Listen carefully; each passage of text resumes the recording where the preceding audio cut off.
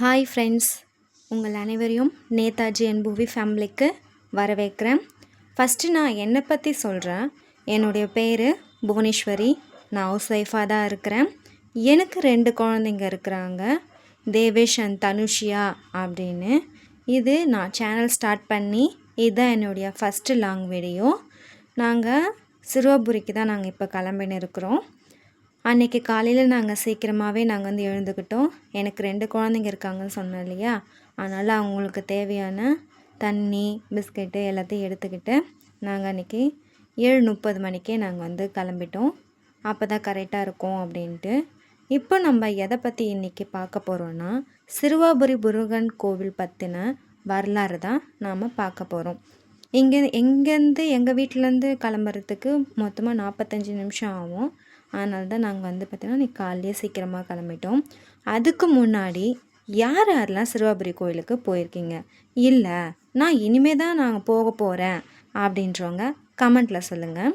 ஓகேங்களா? வாங்க நாம் இப்போ சிறுவாபுரி கோவில் பற்றின வரலாறை பார்க்கலாம். சிறுவாபுரி முருகன் கோவில் அல்லது ஸ்ரீ பாலசுப்ரமணிய சுவாமி கோயில் அப்படின்னு சொல்லுவாங்க. இந்த கோவில் எங்கே இருக்குன்னா, சென்னைக்கு பக்கத்தில் சின்னமேடு அப்படின்ற இடத்துல இருக்குது. இந்த கோவில் வந்து பார்த்திங்கன்னா 500 வருஷம் பழமையான கோவில். 500 வருஷத்துக்கு முன்னாடி விஜயநகர் மன்னர்கள் அல்லது உள்ளூர் மக்களால் கட்டப்பட்டது அப்படின்னு நம்பப்படுது. இது தமிழ்நாட்டின் முருகன் கோவிலில் இதுவும் ஒன்று. இந்த கோவிலில் வந்து பார்த்திங்கன்னா 5 நில கோபுரமும் முக்கிய நுழைவாயிலும் இருக்குது. இந்த கோவிலுடைய கட்டிடக்கலை பாரம்பரிய திராவிட கட்டிடக்கலையை காட்டுது. இந்த கோவிலுடைய ஸ்தல வரலாறு என்ன சொல்லுது அப்படின்னா, இது ராமாயணத்துடன் தொடர்பு உண்டது அப்படின்னு வந்து பார்த்திங்கன்னா சொல்லப்படுது. ராமாயணம்னாலே நம்மளுக்கு யாரை பற்றின ஞாபகம் வரும்? ராமர் மற்றும் சீதையை தெரியாதவங்க யாருமே இருக்க மாட்டாங்க. அது அவங்களுடைய ரெட்டை குழந்தையான லவா குசா இந்த முருகரை வந்து வணங்கியதா ஐதீகம் வந்து சொல்லப்படுது. அதுவும் இல்லாமல் அவங்க அங்கே தான் வாழ்ந்ததாகவும் ஐதீகம் சொல்லுது.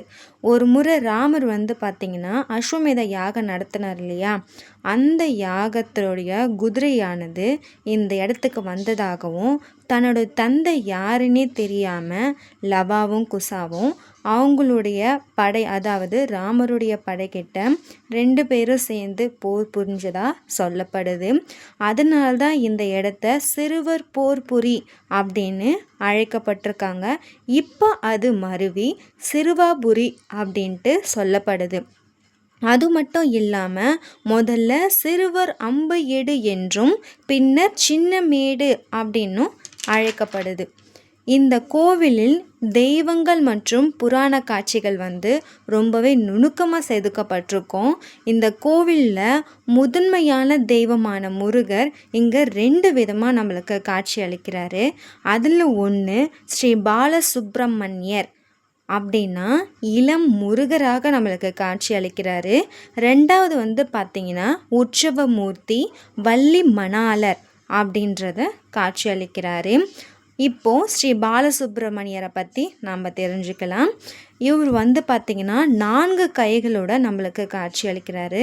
பின்புற கைகளில் ருத்ராட்ச மாலையும் கமண்டலும் இருக்கிற மாதிரி இருக்கும். முன்புற கைகளில் அபய முத்திரை, அதாவது ஆசீர்வாதம் பண்ணுற மாதிரியும், இடது கை வந்து பார்த்திங்கன்னா இடுப்பில் ஓய்வாக உள்ளவாறும் இவர் காட்சியளிக்கிறாரு. உற்சவமூர்த்தி வள்ளி மணாளர், இவரை பற்றி ரொம்பவே இன்ட்ரெஸ்டிங்கான கதைலாம் வந்து இருக்குது. இவருடைய வரலாறு வந்து பார்த்திங்கன்னா குமார தந்திரத்தில் ரொம்பவே விரிவாக சொல்லப்பட்டிருக்காங்க. இங்கே முருகர் வந்து வள்ளியோட திருமணம் நடந்து இங்கே தான் முதல்ல வந்ததாக கூறப்படுது. முருகன் தனது மனைவியான வள்ளியுடைய கையை பிடிச்சி இங்கே வந்து பார்த்திங்கன்னா திருமண கோலத்தில் காட்சி அளிக்கிறாரு. இது இந்த கோயிலுடைய இன்னொரு சிறப்பாக கருதப்படுது.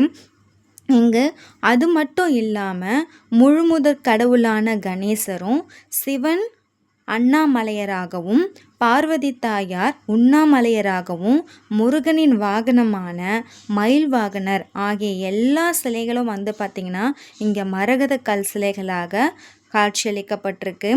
அதுக்கப்புறமா நம்ம பார்க்க போகிறது அந்த உள்ளூர் பகுதியிலேயே நடந்த கதை இதுதான் சொல்லப்படுது. தனது பக்தையான முருகம்மையை பற்றின வரலாறு தான் அடுத்ததாக புராணத்தில் குறிப்பிட்டிருக்காங்க. இந்த முருகம்மை யார் அப்படின்னு பார்த்திங்கன்னா, இந்த கதை பார்த்திங்கன்னா 100 வருஷத்துக்கு முன்னாடி அந்த உள்ளூர்லேயே பார்த்திங்கன்னா நடந்திருக்கு. இந்த முருகம்மை பார்த்திங்கன்னா முருகன் மீது அதீத பக்தி கொண்டவர்கள் இவங்க தான். அவரது தொடர் பக்தியின் காரணமாக அவங்களுடைய கணவர் பார்த்திங்கன்னா ரொம்பவே பார்த்திங்கன்னா எதிர்ப்பு தெரிவித்து வந்திருக்காங்க. அது மட்டும் இல்லாமல் அவருடைய கோவத்தினால அவங்களுடைய 2 கைகளுமே பார்த்திங்கன்னா துண்டிக்கப்பட்டிருக்கு.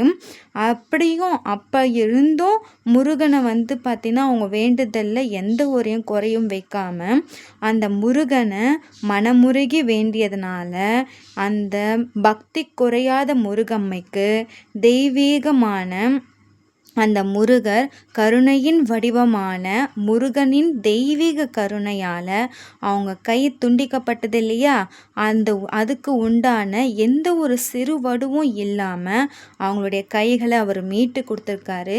இது மூலிமா நம்மளுக்கு என்ன தெரிய வருதுன்னா, ஒருத்தருக்கு நேர்மையான பக்தி எதுவாக இருந்தது அப்படின்னா எந்த ஒரு பிரார்த்தனையும் நிறைவேறும் அப்படின்னு பார்த்தீங்கன்னா சொல்கிறாங்க. இந்த கோயில் பார்த்திங்கன்னா ரொம்பவே வரப்பிரசித்தி கோவில் அப்படின்னு சொல்லப்படுது. அது ஏன் வரப்பிரசித்தி கோவில் அப்படின்னா, இங்கே பார்த்திங்கன்னா வீடு, திருமணம், குழந்தை, கல்வி, வேலை இது மட்டும் இல்லாமல் இன்னும் நிறையவே சொல்கிறாங்க. இது எல்லாமே இந்த கோவிலில் வேண்டிக்கினா எல்லாமே நம்மளுக்கு வரமாக கிடைக்குது அப்படின்னும் இந்த கோவிலில் சொல்லப்படுது. அது மட்டும் இல்லாமல் இங்கே முருகருக்கு ரொம்பவே விசேஷமான தைப்பூசம், பங்குனி, உத்திரம், கந்தசஷ்டி, கார்த்திகை தீபம் போன்ற நாட்களில் இங்கே ரொம்பவே திருவிழா கோலமாக காணப்படுது. அதுலேயும் முக்கியமாக வாரம் வருகின்ற இந்த செவ்வாய்க்கிழமை ரொம்பவே விசேஷ நாளாக இந்த கோவிலில் கருதப்படுது. முருகர்னாலே செவ்வாய்க்கிழமை ரொம்ப விசேஷம் இல்லையா, அது போல தான் அன்னைக்கு பக்தர்களுடைய கூட்டம் ரொம்பவே அலமோதம் சொல்லப்படுது. அன்னைக்கு செவ்வாய்க்கிழமை அன்னைக்கு கோவிலும் பார்த்திங்கன்னா காலையில் 4:30 மணிக்கே நடைய பார்த்திங்கன்னா திறந்துடுறாங்க. அதனால அப்பத்துலேருந்தே நைட் வரைக்குமே பார்த்திங்கன்னா ரொம்பவே கூட்டமாக தான் காணப்படும். இந்த செவ்வாய்க்கிழமை அன்னைக்கு நீங்கள் போயிட்டு 6 செவ்வாய்க்கிழமை அவரை போய் தரிசிச்சுட்டு நெய் தீபம் போட்டுட்டு வந்தீங்கன்னா உங்களுடைய வேண்டுதல் எதுவாக இருந்தாலும் நிறைவேறும் அப்படின்ட்டு அங்கே ஐதீகமாக சொல்லப்படுது. அருணகிரிநாதர் தெரியாதவங்க யாருமே இருக்க மாட்டாங்க. அவர் இங்கே பார்த்திங்கன்னா அர்ச்சனை திருப்புகழ் அப்படின்ற பாடலை இயற்றிருக்காரு. அவருடைய சிலையும் இங்கே பார்த்திங்கன்னா சன்னதியை நோக்கியே பார்த்திங்கன்னா இருக்குது. அது மட்டும் இல்லாமல் என்னுடைய அனுபவத்திலேருந்து நான் என்ன சொல்கிறேன்னா, எனக்கும் பார்த்திங்கன்னா நானும் பார்த்திங்கன்னா கல்யாணம் ஆன புதுசில் எனக்கும் குழந்தை இல்லை. அவரை வேண்டிக்கின்னு நான் பார்த்திங்கன்னா போனேன். செவ்வாய்க்கிழமை தான் நாங்களும் பார்த்திங்கன்னா போனோம். விடிய காத்தாலே நாங்கள் கிளம்பிடுவோம். அப்படி போய் எனக்கு 3 வாரத்தில் குழந்தை பார்த்திங்கன்னா உண்டானாங்க. இப்போவும் நாங்கள் அந்த மாதிரி ஒரு வேண்டுதல் தான் நாங்கள் வச்சுருக்கோம், அதே குழந்தைக்காக தான். ஆனால் நாங்கள் இந்த வாட்டி பார்த்திங்கன்னா செவ்வாய்க்கிழமை அன்றைக்கி எங்களால் போக முடியாது. ஏன்னா இன்னும் ரொம்ப சின்ன குழந்தை இருக்காங்க இல்லையா, அவங்கள கூட்டிக்கின்னு நாங்கள் காலையில் நாங்கள் பார்த்திங்கன்னா போக முடியாது. அதனால் எங்கள் வீட்டுக்காருக்கு பார்த்தில்லாமல் லீவும் கொடுக்க மாட்டாங்க. அதனால் ஞாயிற்றுக்கிழமை அன்னைக்கு நாங்கள் காலையிலேயே நாங்கள் கிளம்பிடுறோம். அங்கே பார்த்திங்கன்னா ஞாயிற்றுக்கிழமை கூட அங்கே பார்த்திங்கன்னா ரொம்ப கூட்டமாக இருக்குங்க. அதனால் நீங்கள் பார்த்திங்கன்னா சாட்டர்டே பார்த்திங்கன்னா ரொம்பவே காலியாக இருக்குது அப்படின்னு பார்த்திங்கன்னா சொல்கிறாங்க. மீதி வீக் டேஸ்லாம் பார்த்திங்கன்னா காலியாக தான் பார்த்திங்கன்னா இருக்குது. அதனால் நீங்கள் ஒரு தடவை போயிட்டு அங்கே போயிட்டு பார்த்துட்டு வாங்க. முருகர் என்றைக்காக இருந்தாலும் ஒரே இதுவாக தான் இருக்க போகிறாரு. அதனால் உங்களுக்கு நீங்கள் அங்கே செவ்வாய்க்கிழமை இந்த மாதிரி ஞாயிற்றுக்கிழமை டைம் இல்லாமல் நீங்கள் சாதாரண நாட்களில் நீங்கள் போனீங்கன்னா நீங்கள் எல்லா தெய்வங்களையும் நீங்கள் பார்த்திங்கன்னா பார்த்துட்டு வரலாம். அப்படி இல்லை செவ்வாய்க்கிழமை இல்லை ஞாயிற்றுக்கிழமை எங்களை மாதிரி நீங்கள் போனீங்கன்னா வெறும் முருகரை மட்டும் சந்திச்சுட்டு நம்ம கொடி மரத்தை மட்டும் தான் நம்ம பார்த்துட்டு வர முடியும். அதனால தான் இந்த வீடியோவில் மீதி எந்த தெய்வத்தையும் நாங்கள் பார்த்திங்கன்னா காட்டலை. அங்கே பார்த்திங்கன்னா ரொம்பவே பார்த்திங்கன்னா ஃப்ரெஷ்ஷான காய்கறிங்கெல்லாம் பார்த்திங்கன்னா வெளியே பார்த்திங்கன்னா விற்றுன்னு இருப்பாங்க.